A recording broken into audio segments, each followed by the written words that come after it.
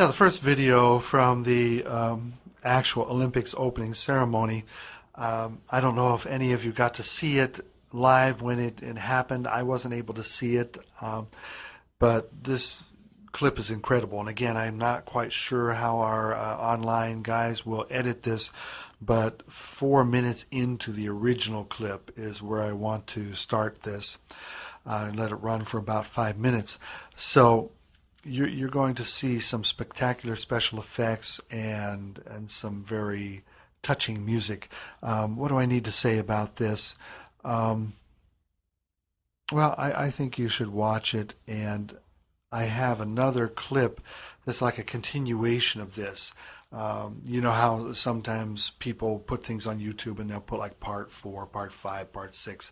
So we have part 7 is the main thing to look at here. And then if you're interested and you want to see how that segment ends, then you can call up the clip number 8.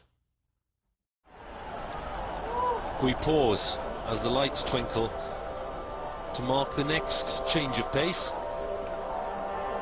and to introduce the next theme.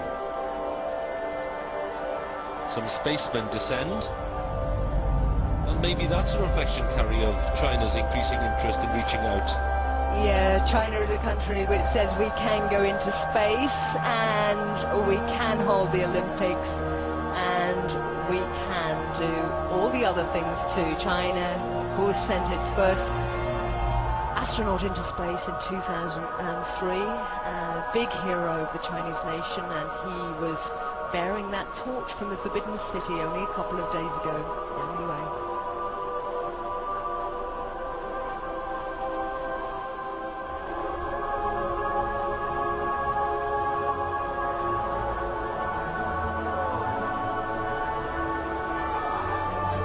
An enormous area in the floor of the arena has now opened to reveal a gigantic globe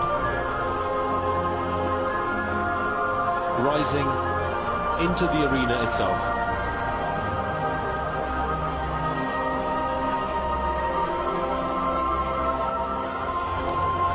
A diameter of 18 meters, it weighs 16 tons, and it can rise up to 24 meters in the sky.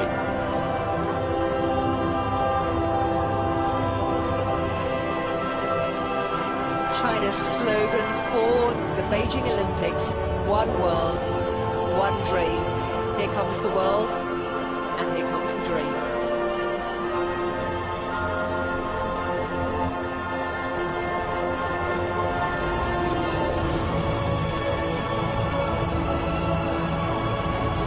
It's taken more than a year to design and to construct and to install this huge elevating globe. And now it's in place.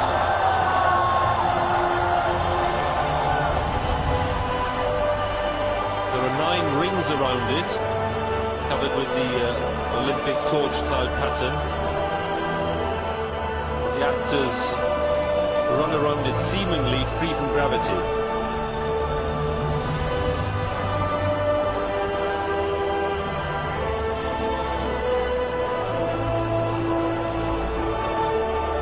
One world, one dream message, really a measure of how far China's come since the days of the Cultural Revolution, when it was so closed in upon itself, so surrounded by what it felt were enemies, so paranoid, and now with its foreign relationships so triumphant around the world. The crowd applauds, 91,000 people showing their appreciation. We have Sarah Brightman and Liu Han.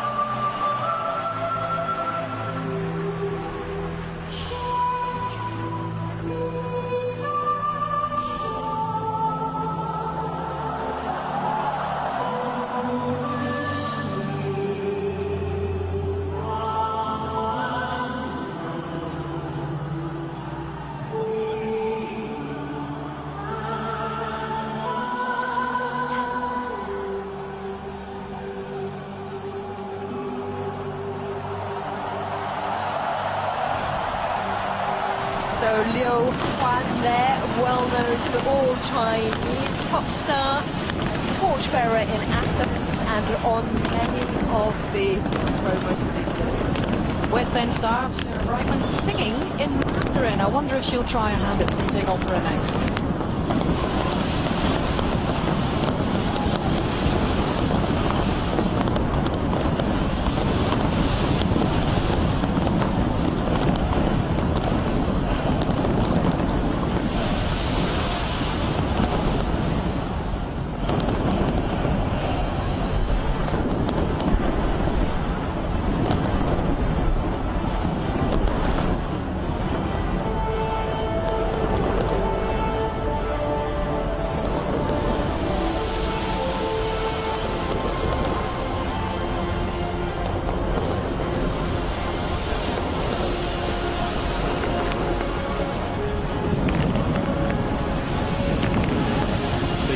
Fanfare of fireworks above the Bird's Nest Stadium here in Beijing, signaling that the formal parade is coming to an end. Performers representing the 56 ethnic groups of China dancing in the stadium to bring this parade to an end before the formal arrival of the athletes themselves. 56 ethnic groups, Carrie. Lots of people will not realize that China's ethnic makeup is that complex. Well, that's right, because as China grew over the centuries, it's absorbed all those areas to the southwest and the northwest and in the far north. And we'll all have heard in the months and weeks running up to these games about the problems in Tibet and the problems in Xinjiang, but as far as the authorities here are concerned, they are 56 happy ethnic groups all taking part in this together. Not just the world has come to Beijing for this games, but all of China is the point it wants to make.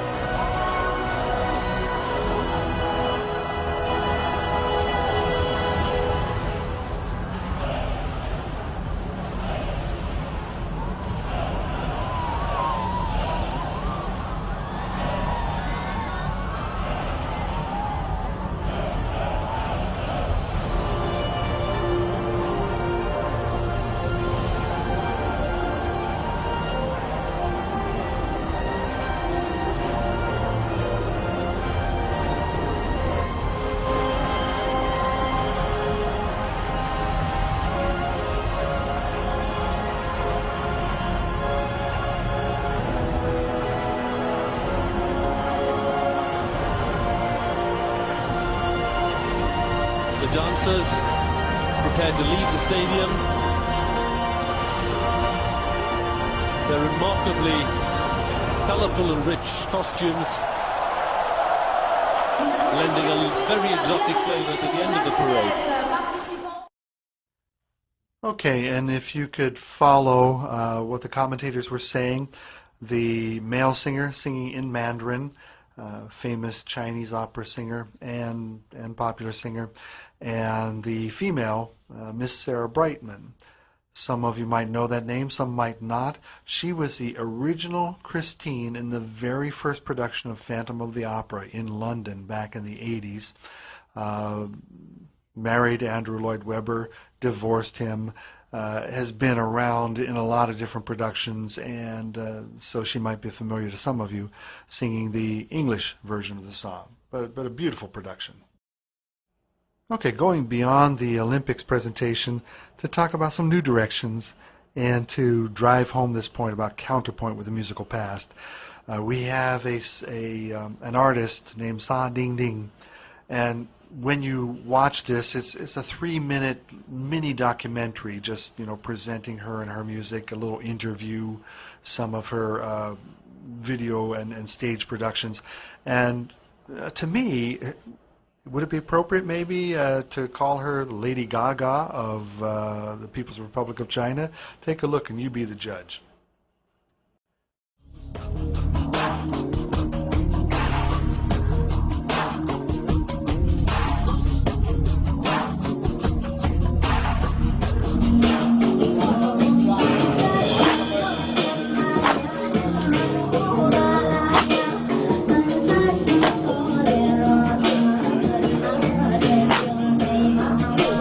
我一直以来都崇尚自己写歌，自己编曲，所有的音乐制作部分都要自己去参与，甚至有一些乐器都要自己去演奏、录音录在里面，包括所有的音色的选择，就每一个音色，就像我做的音乐就像绣花一样，一针一针一针一样这样慢慢做出来。因为我也没有想到这张唱片可以在全球范围内，现在每一个月都有3-4个国家这样发行，是我自己也没有想到的。但是他已经走上了这样的一条路，我希望能更多的人通过我的音乐能够了解我的这样的一个灵魂，有我这样的一个人在做这样的一个音乐，所以其他的我都没有在意，因为我只需要把我的音乐做好，我只需要把我的想法完成。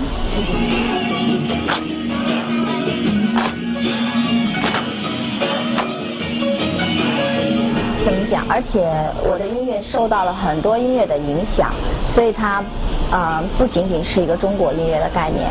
因为我喜欢的艺术家包括 Deep Forest、Peter Gabriel， 包括 Björk， 然后有很多的艺术家都是我很欣赏的。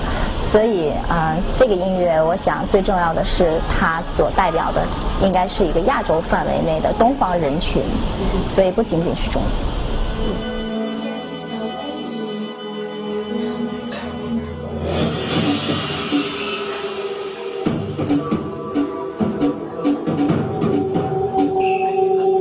当然他是一个这样的一个人喽，所以我想因为和 Paul Oakenfold 的合作，还有和 Tom Nichols 的合作是来自不同的国家，美国啊、英国呀，然后一些不同的制作人或大牌的这种合作，我觉得最重要的一点就是我要保持我自己的风格，然后要保持我自己的音乐感，这样的话和他们就是没有任何障碍和没有任何障碍的那样的合作才会是成功的。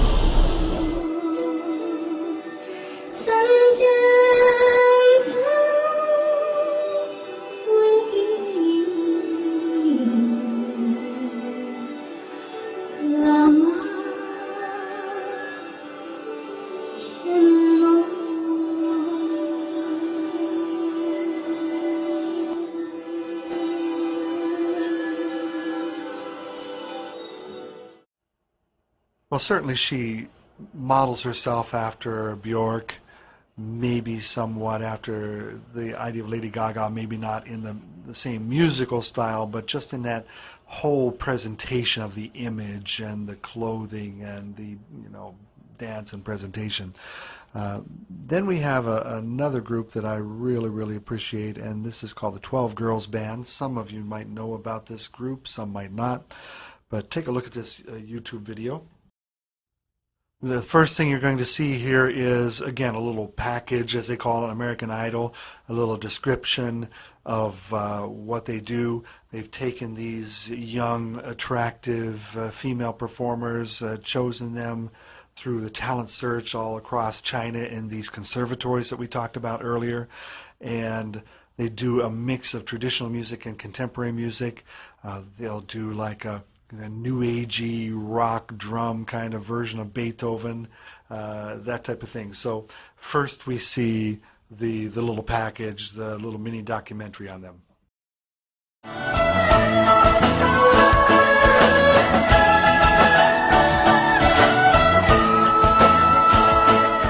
From the People's Republic of China, we present the 12 Girls Band, the musical phenomenon of the decade.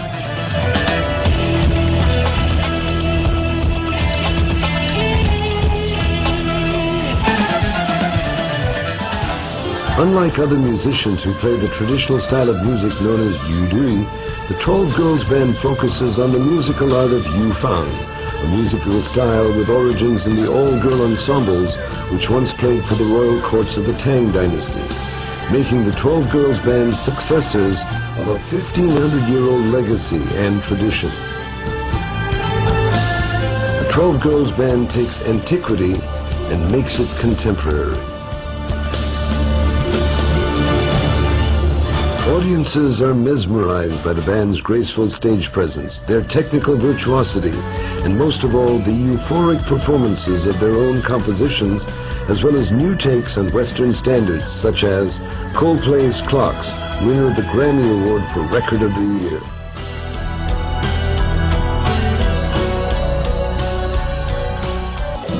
The 12 Girls are the elite of China's musical academies and are doing for Chinese music what Enya did for Celtic culture. The elegant display of their artistry and elaborately arranged contemporary pieces combines the best elements of Chinese and Western music and showcases the traditional instruments the 12 Girls Band perform on. The pipa, the erhu, the dizi, wuzheng, and yangjin. The 12 Girls Band's enthusiastic approach is so fresh and exhilarating that audiences will be reminded of past crossover projects with the cultural edge, such as Buena Vista Social Club, Riverdance, Chant, Yani, and Enya, all achieving multi-platinum success. And one can see the fans of today succumbing to the 12 Girls siren charms. The 12 Girls Band will be the first pioneering act from Asia, which will be bringing their music and culture to a mainstream Western audience.